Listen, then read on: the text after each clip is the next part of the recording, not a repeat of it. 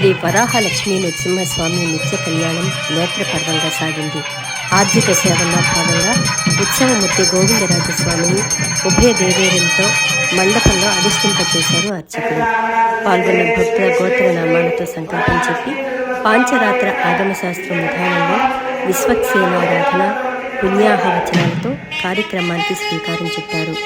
కంకణ ధారణ, నూతన యజ్ఞోపగీత సమర్పణ, జీలకర్ర బెల్లం, మాంగళ్య ధారణ, తలంబ్రాల ప్రక్రియలను కమనీయంగా జరిపించారు అర్చకులు. మంత్రపుష్పం, మంగళాశాసనాల తర్వాత భక్తులకు వేద ఆశీర్వచనాలు, శేషవస్త్రాలు, స్వామివారి ప్రసాదాలను అందజేశారు అర్చకులు.